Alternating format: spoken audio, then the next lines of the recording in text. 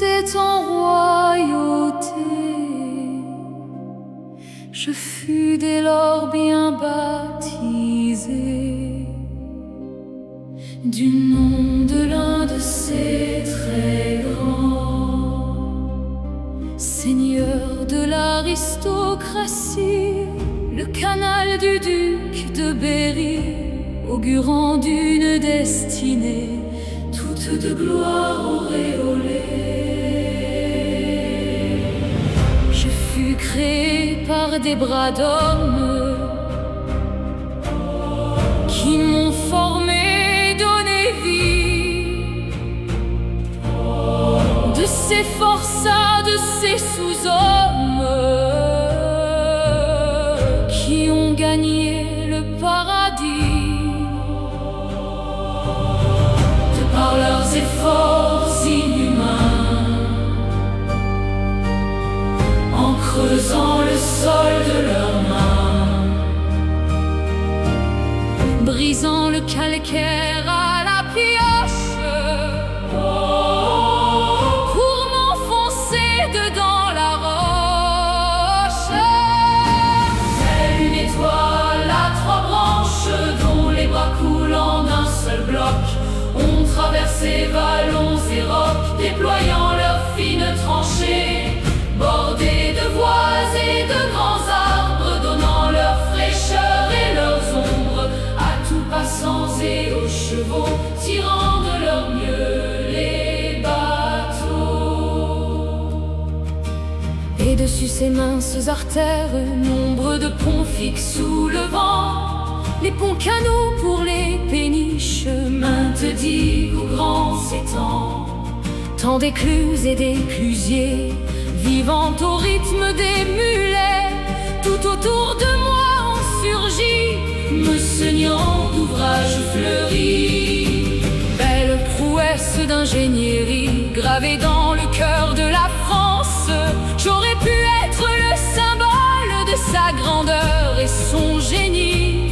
J'aurais dû être magnifique, mais l'eau qui manquait leur enfuit.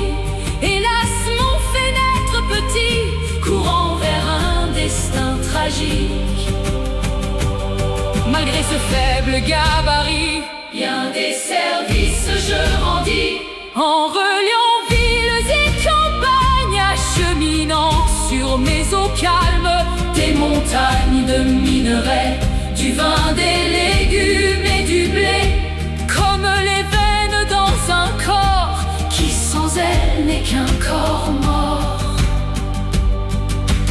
Il fallait voir se succéder ces magnifiques chevaux de trait, tractant de leurs muscles puissants les berrichons de leurs palans, suivant les cris de l'heure à l'heure, lui offrant toute leur vigueur, arpentant leur voie bien tracée et toujours si bien ombragée. Ma trop frêle constitution fut cause de mon abandon, et les péniches ont déserté mon beau plan d'eau qui s'est figé, ne pouvant plus rivaliser. Je fus trahi et fus cédé, et pour un franc du kilomètre aux communes inconséquentes. Mes biefs ont été découpés, mes ouvrages sont démontés, mes rives sont toutes rongées, mes ponts canaux sont tout rouillés, mes arbres ont été décimés, mes étangs sont bien asséchés, mon lit parfois est tout comblé, au fond repousse la forêt.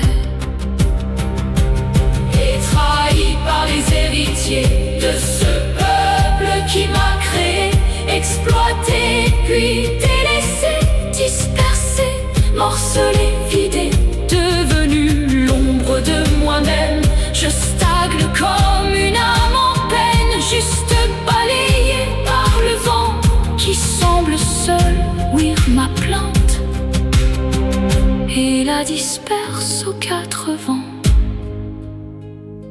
où elle s'envole et puis s'éteint.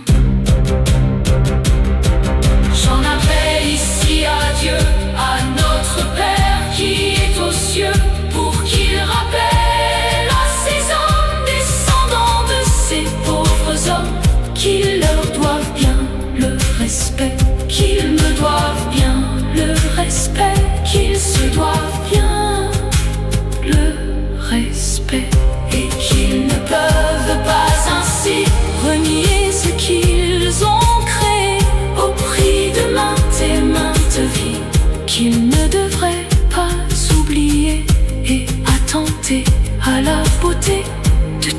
témoin du passé.